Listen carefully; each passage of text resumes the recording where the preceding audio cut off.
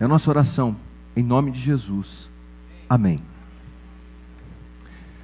Amém. Queridos, eu quero agradecer mais uma vez nessa manhã por todos que participaram do Global Leadership Summit, por cada voluntário.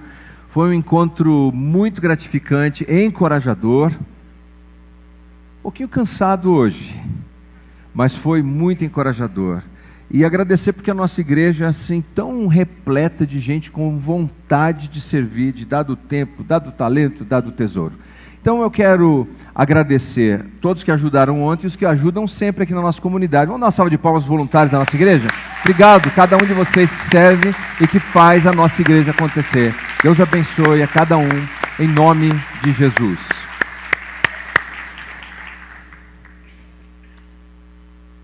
Quando lançaram um jogo de futebol, eu acho que chamava PS2, PS1, alguma coisa assim, não me lembro muito bem, mas faz uns anos isso daí. Eu aderi a esse jogo, e a razão simples, porque eu sempre joguei futebol mal, e tive a oportunidade de deixar minha carreira quando num acampamento da nossa igreja eu torci o joelho esquerdo jogando futebol, e ali eu decidi aposentar. Todos da igreja celebraram aquele dia, porque é duro você dizer para o pastor que ele não pode jogar, ou não escolher o pastor, deixar ele por último, é meio assim que nem o dono da bola no campo, não é?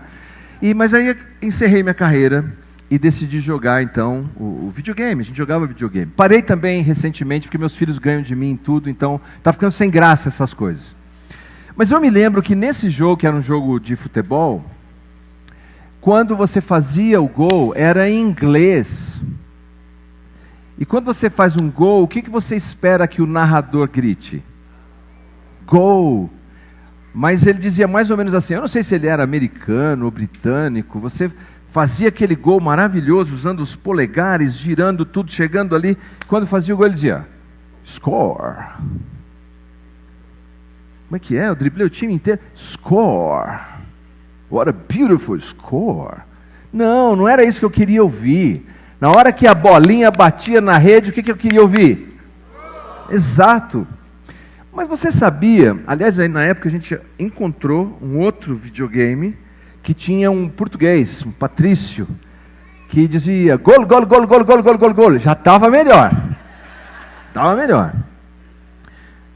Mas você sabia que houve um tempo em que não se gritava gol? Só passou-se a gritar gol na década de 40, quase uns 10 anos depois da invenção do futebol. E claro, a invenção do grito de gol é atribuída a um brasileiro, Manuel Bittencourt, que era radialista na radiodifusora, e pela primeira vez na história, quando, eu não vou dizer o nome dos times porque é totalmente irrelevante, quando a bola bateu na rede pela primeira vez, ele gritou? Não foi bem assim, porque senão não tinha engatado a coisa. Porque ele gritou até quase ficar sem fôlego. E disso, foi igual fogo no capim seco. Passaram a gritar gol.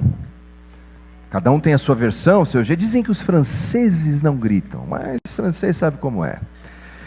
É difícil imaginar que houve um tempo em que as partidas de futebol não tivessem essa palavra, alguém não gritasse gol, é estranho. Como é que fazia? Ficava tudo represado aqui dentro? É isso. Você sabe que na Bíblia, as nossas palavras são comparadas a frutos? E portanto é difícil imaginar que um limoeiro não dê limão, uma laranjeira não dê laranja, uma jabuticabeira não dê suas jabuticabas, porque você espera que a árvore externe os seus frutos, produza os seus frutos, assim como se espera que quando a bola bate na rede, alguém grite, isso.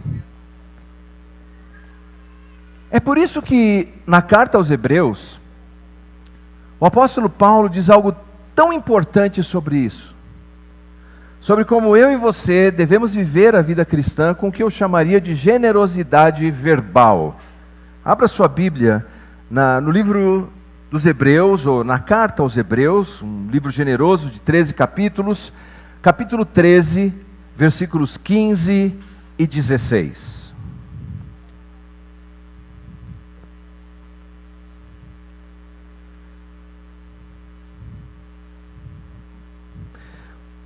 Por meio de Jesus, pois, ofereçamos a Deus sempre sacrifício de louvor, que é fruto de lábios que confessam o seu nome. Não negligencieis igualmente a prática do bem e a mútua cooperação, pois com tais sacrifícios Deus se compraz. Note, portanto, que a ideia de fruto dos lábios, palavras de louvor, são como o fruto que revela a natureza de uma árvore. O fruto revela a natureza de uma árvore. E as palavras revelam a natureza das pessoas. Não quer dizer que de vez em quando uma laranjeira não dê uma laranja mais azeda, mais seca. Mas se ela sempre produz frutos azedos, nas suas palavras, alguma coisa não está certa com aquela árvore. O livro aos Hebreus tem esse título tão interessante, Hebreus, porque ele foi inserido tradicionalmente por volta do final do século I, início do século II. A razão, se você ler a partir do primeiro capítulo, ela é bem óbvia. O conteúdo desse livro é profundamente ligado às tradições judaicas, ao sistema sacrificial do templo. A linguagem é extremamente sacerdotal. Então, quando alguém olhou para aquele livro, disse: esse livro tem como destinatário os hebreus. E por que a palavra hebreu? Há algumas hipóteses porque esse nome foi utilizado a respeito dos descendentes de Abraão, e a primeira é exatamente essa, porque Abraão é o primeiro a ser chamado no livro de Gênesis de Abraão o hebreu. Mas por que hebreu? Então, duas hipóteses que me parecem fazer mais sentido. A primeira é porque há na genealogia, em Gênesis, um descendente de Noé chamado Éber. E Abrão é descendente desse filho de Noé, Éber, então ele seria o hebreu, descendente de Éber. Mas também a palavra hebraica Evre significa aquele que atravessou o rio, ou aquele que veio do outro lado. E não nos esqueçamos, Abraão, ele imigrou para a terra prometida quando Deus o chamou em Ur dos Caldeus. E se vai para uma terra que eu te mostrarei, ele atravessou esse rio. Então talvez essas duas origens, uma étnica e outra etimológica, é que se atribui ao povo judeu esse nome, hebreu. Mas o mais importante é por que ele escreveu essa carta. E nós já meditamos aqui algumas vezes. Porque nesse momento da história, os cristãos estavam sofrendo perseguição pela sua fé. Ainda não estavam chegando ao martírio, mas eles estavam sofrendo perseguição. É difícil imaginar isso, porque normalmente quando as pessoas procuram fé, elas procuram porque querem ter algum benefício daquela fé. Não poucas vezes o desejo do benefício é material, temporal, relacional, não é isso? Então, quando alguém procura a fé, abraça a fé e começa a ter prejuízo financeiro, começa a ter perseguição, começa a enfrentar dificuldade, qual é a tentação que ela tem? Tchau, fé. Foi bom enquanto durou.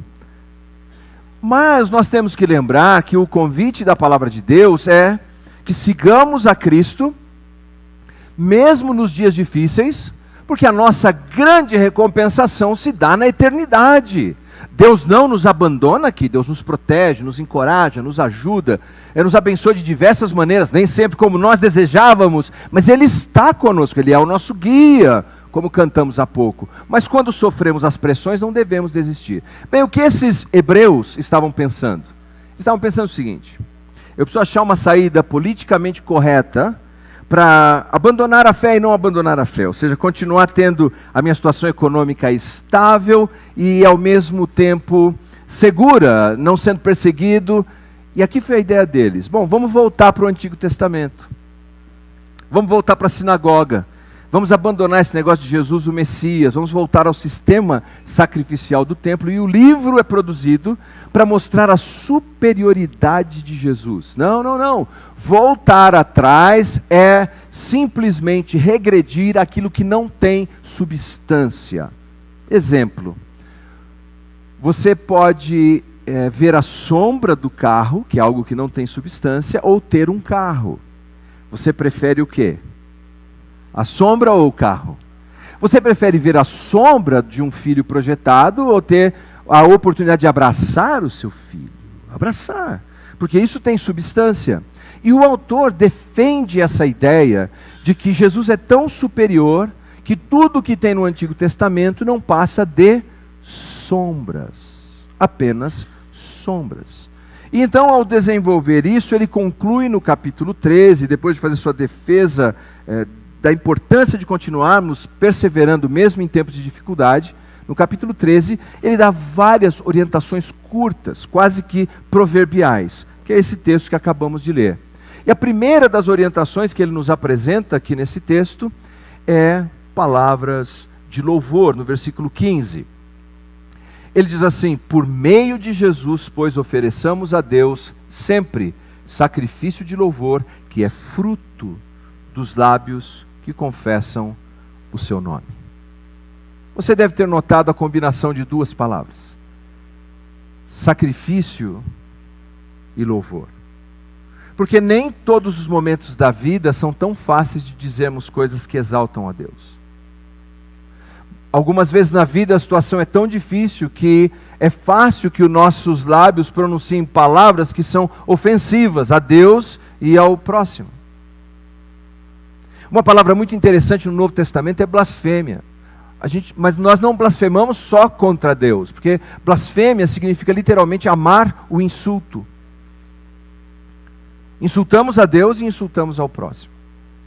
E o texto ele diz assim: ofereçamos a Deus sacrifícios de louvor, que é o fruto de lábios que confessam o seu nome. Esse é o primeiro aspecto.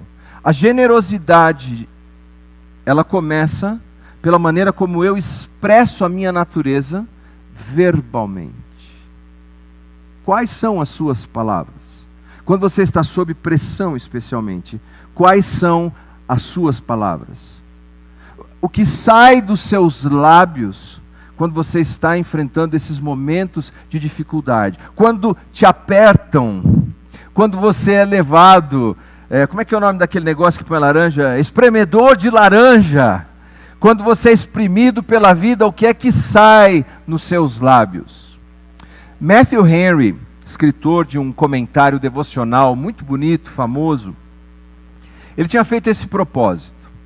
Ele disse que todos os dias ele queria encerrar o dia louvando e agradecendo a Deus. E num desses dias, ele sofreu um roubo. Foi assaltado, levaram a carteira dele, levaram todo o dinheiro que ele tinha na carteira, e no final do dia era hora de cumprir aquilo que ele tinha dito que faria: agradecer a Deus todos os dias. Mas como é que você agradece num dia desse? Então ele começou a pensar algumas coisas antes de falar. E aqui o que ele diz: Senhor, primeiro eu sou grato, porque esse ladrão nunca me roubou antes. Senhor, eu sou grato, em segundo lugar, porque embora ele tenha levado a minha carteira, ele não levou a minha vida. Terceiro, eu sou grato, porque embora ele tenha levado tudo que tinha na minha carteira, o que eu tinha na minha carteira não era muito. Senhor, em quarto lugar, eu te dou graças, porque eu fui roubado, mas não fui eu quem roubou. É sensacional olhar e ver que a situação na vida vai espremer você e vai sair alguma coisa daí de dentro. Sempre vai sair alguma coisa daí de dentro. E nós deveríamos dar muita atenção do que está saindo de dentro quando nós somos espremidos. Porque é essa hora que nós percebemos o que está guardado ali dentro. Porque tem gente que infelizmente não é uma laranjeira, não é uma jabuticabeira, é um pé de jiló.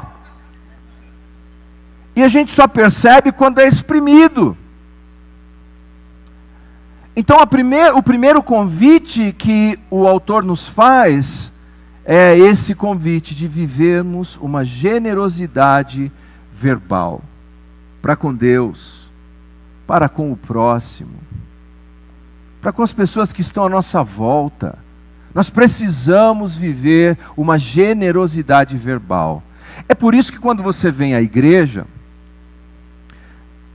há um esforço coletivo, por isso igreja, para que tenhamos canções com palavras que exaltam o nome de Deus, leituras que encorajam e louvam o nome de Deus, não é assim?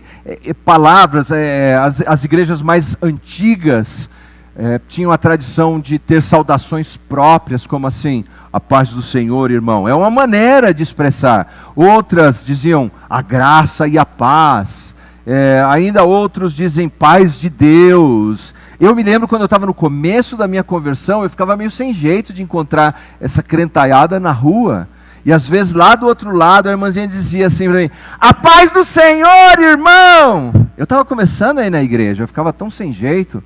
E o amigo falou: o que ela falou? Eu acho que falou a paz e amor, uma coisa assim. Porque o ambiente comunitário tem esse objetivo de produzir, de provocar em nós essas palavras que saem daqui de dentro. Porque, assim como não dá para imaginar alguém botar a bola na rede e não gritar gol, não dá para imaginar alguém que tenha tido a sua vida, o seu coração transformado, cujas palavras de alguma maneira não edifiquem, não exaltem a Deus. O que você tem dito? Quais são as suas palavras?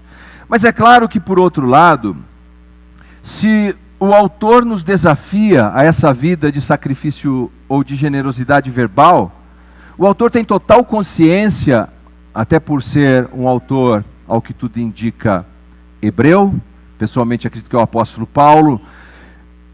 Ele sabe que a lei se resume em dois grandes aspectos. Quais são?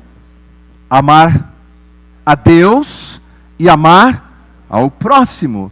E é por isso que não é possível ficar apenas no campo verbal. Ele nos leva ao próximo versículo, que é o 16. Ele diz assim: não negligencieis igualmente a prática do bem, a mútua cooperação, pois com tais sacrifícios, plural, verbal e factual, Deus se compraz, Deus fica satisfeito. Se nós fôssemos fazer um diagrama, que é uma prática que usamos em hermenêutica para interpretar a Bíblia, que é você dividir as partes desse texto, nós teríamos 3 partes: exortação,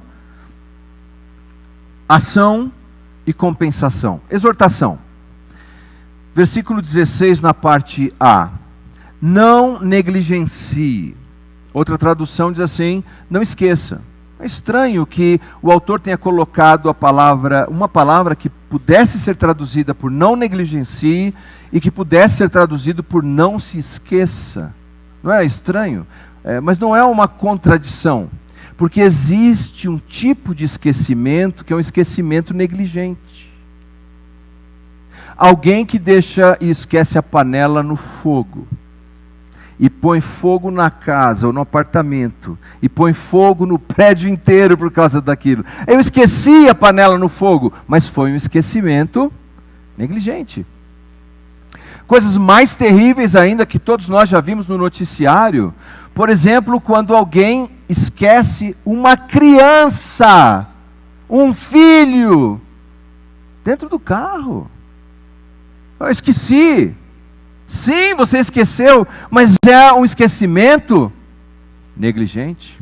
E o que é a negligência? É a ausência de um cuidado que é devido. E o que o autor está nos dizendo é que, como cristãos, como seguidores de Jesus, a nossa generosidade é verbal, cantamos, oramos, falamos, e devemos falar aquilo que é edificante, e se não é isso que se traduz nos seus lábios, sonde o seu coração. Mas isso não é suficiente. A nossa generosidade, além de verbal, deve ser factual, prática, como um pássaro. Pássaro não voa com uma asa só. O pássaro voa com 2, ambas as asas. E para fazermos diferença, sermos diferentes, nós temos que voar com as 2. Uma é verbal, canta, ora, prega, evangeliza, mas a outra vive, faz, impacta com as suas ações. Eu estava no pet shop outro dia, e uma senhora sabe como é que é? Puxou um papo lá na hora de comprar isso, aquilo, remédio, e ela estava triste, eu vi, sempre dou atenção quando alguém me aborda assim, porque pode estar precisando de algo. Ela estava arrasada. Ela me contou o seguinte: ela tinha esse pássaro, um agaporn, que ela pôs numa gaiola e deixou pendurada na varanda da casa dela. Ela ouviu um barulho e quando chegou, tinha um gavião puxando o agaporn para fora da gaiola, pela asa. Então ela conseguiu desvencilhar, mas a asa estava tão danificada. E aí eu entendi porque ela estava tão chateada. O passarinho dela ficou ruim. Ela levou para o veterinário. Ela pagou para fazer cirurgia na asa. Mas o passarinho não sobreviveu. Eu não sei estatisticamente quantos pássaros sobrevivem se ficarem com uma asa só. Não sei se é alto, se é baixo. Mas eu sei do seguinte: ainda que ele sobrevivesse, nunca mais aquele agaporn poderia voar. A minha certeza é a seguinte: um cristão que tem uma asa só, que gosta de cantar, gosta de falar, gosta de dizer, já é um começo, é uma asa. Mas se ele não gosta de viver, de fazer, de abençoar o outro, ele não está vivendo ainda de fato. O autor chama a nossa atenção que a nossa generosidade, ela deve ser verbal, ótimo, mas ela também deve ser factual, na prática. E então ele nos leva a esse ponto, essa ação. Veja como ele diz, a primeira exortação, é uma ênfase, olha, não esqueça, não negligencie, essa é a exortação. Então ele nos leva à ação, versículo 16. Prática do bem e mútua cooperação. Novamente temos variáveis de traduções aqui. E não vos esqueçais da beneficência e a comunicação. Por que comunicação? O presbítero Júnior Tarrataca estava dizendo aqui na ceia sobre comunhão, não é? É porque a palavra aqui na língua grega de você não esquecer do bem e da comunhão é traduzida de maneiras diferentes. Comunhão pode ser traduzido por cooperação mútua, por comunicação, algo que você comunica ao outro, torna comum ao outro. A nova tradução na linguagem de hoje talvez ajude a entender. Se você está comigo, diga amém. Diz assim: não deixem de fazer o bem e ajudar uns aos outros. A essência da generosidade, que é uma palavra muito curiosa, porque a palavra generosidade, literal e primordialmente, significa, está ligada a gerar, genética, gênesis. É você apanhar algo que você, daí a ideia passou, depois se desdobrou para aqueles que eram de nobre nascimento. Olá. Temos uma pequena visitante aqui. Fique à vontade.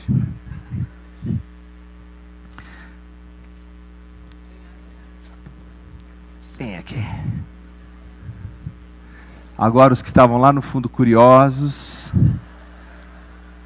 E tem tudo a ver com o final da minha mensagem. Aqui é tudo preparado, né? Obrigado. Alguém aqui gosta de cães? Na primeira fileira? Por favor, quem gosta, chega aqui. Não vai levar para casa, calma, é só para ficar, mas pode vir. Deixa eu ver aqui. Olha só. Não vai te morder não, é crente. Ela tem uma generosidade factual. Pode levar contigo lá, obrigado. E onde estávamos mesmo até que ela chegou simpaticamente? Generosidade vem primeiramente dessa raiz de gerar. Daí passou a ser chamado que os generosos no mundo antigo eram os nascidos de berço nobre, porque eles geravam oportunidades às pessoas. Aqui nesse texto nós vemos que a essência da generosidade, o resumo do que é ser generoso, é fazer bem ao outro. É o que, gente? É essa a essência. Eu lembro dessa história que diz assim, que o escoteiro ajudou a senhorinha idosa a atravessar a rua. Só tinha um problema, ela não queria atravessar a rua. Então aquilo não é fazer o bem. Aquilo não é ser generoso. Ser generoso é fazer o bem a outra pessoa. É por isso que o texto enfatiza isso, e a Nova Tradução na Linguagem de hoje nos ajuda a entender. E aqui surge o problema, com o qual cada um de nós deve lidar. Você é alguém que faz bem? Estar com você faz bem? Sabe que há estudos sobre características de pessoas, e eles são divididas em pelo menos 6, eu não vou citar todos, mas alguns. Há pessoas que são manipuladoras. Essas pessoas não fazem bem. Elas mentem para conseguir o que quer. Elas fazem chantagem emocional para conseguir o que quer. São manipuladoras. Essas pessoas não fazem bem. Há pessoas que são críticas demais. Nunca nada está bom. Nunca ninguém é bom o suficiente. São críticos demais. Pessoas assim não fazem bem. Há pessoas que são vítimas demais. O universo, o cosmos está contra eles. Todo mundo está contra eles. E quando ele conversa com você, você tem até medo de dizer bom dia, porque você será o próximo algoz. São vítimas. Olha, minha vida ia bem, até que o cara me disse bom dia. Você viu o jeito que ele falou bom dia? Eu percebi que ele foi arrogante. Então, se você se torna uma pessoa manipuladora, se você se torna uma pessoa crítica demais, se você se torna uma pessoa que é vitimizada demais, e a lista segue, estou citando 3.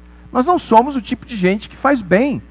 Nós não fazemos bem aos nossos filhos, não fazemos bem às pessoas que convivem conosco. Mas quando nós lemos a lista toda, eu tenho a impressão, sabe o quê? Que nenhum de nós escapa em algum momento.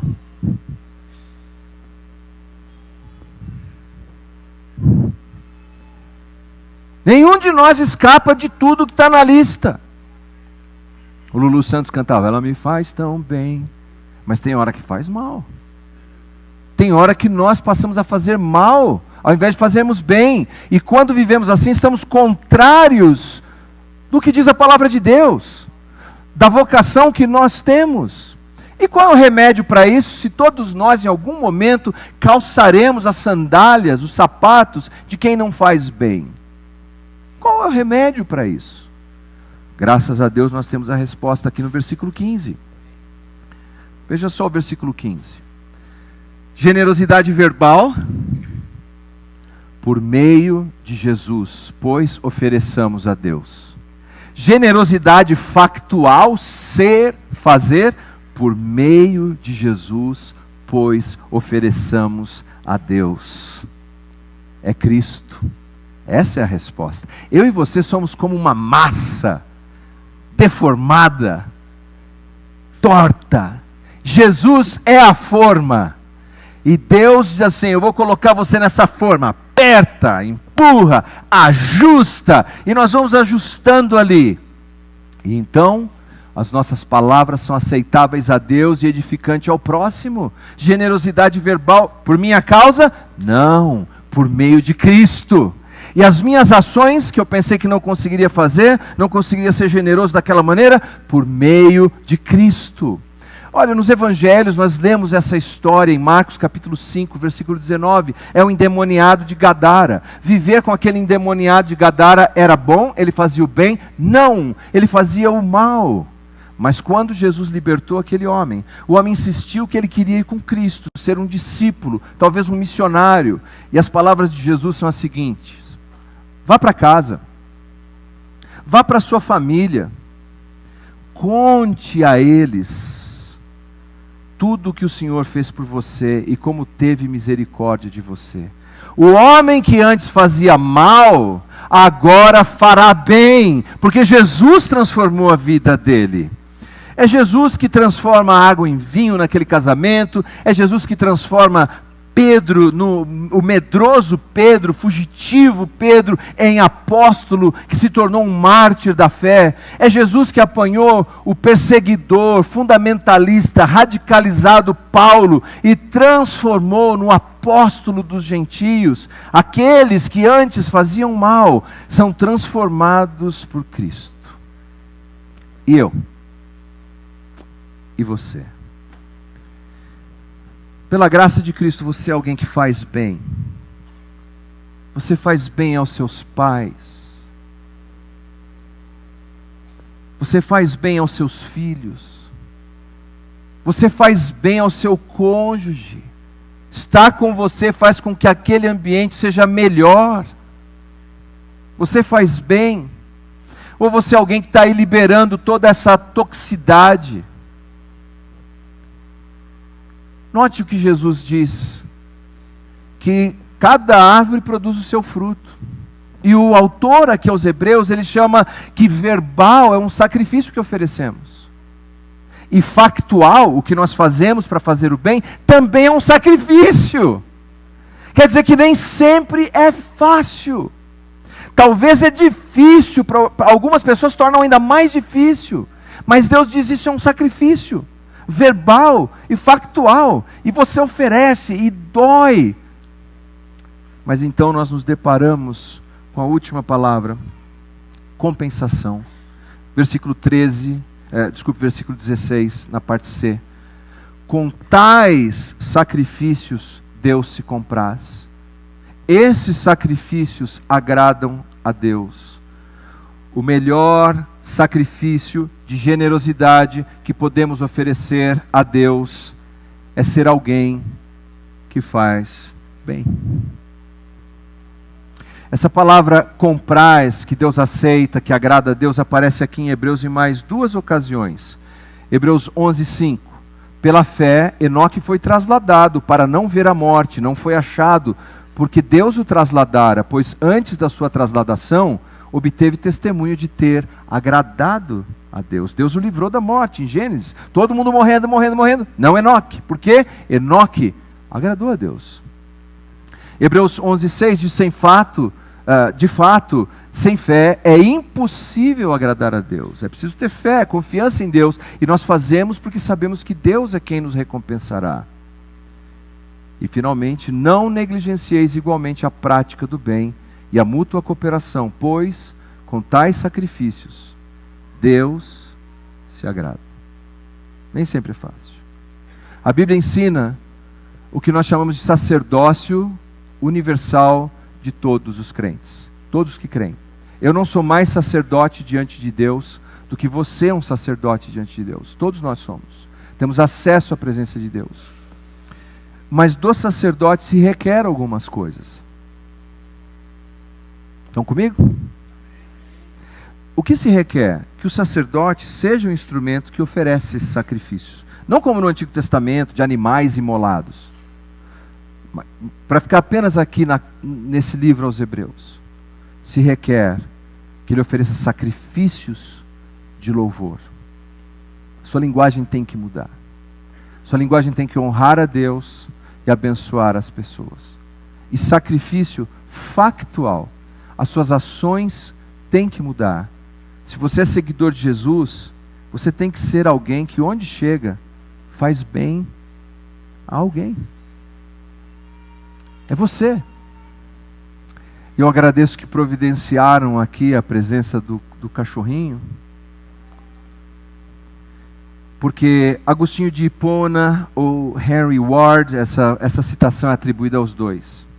Não dá para ter certeza quem disse primeiro. Quando uma pessoa conhece a Deus, até os animais percebem a diferença. Quando uma pessoa conhece a Deus, até os animais percebem a diferença. A minha oração é que nós vivamos uma vida de gente rica, mas ricos em generosidade.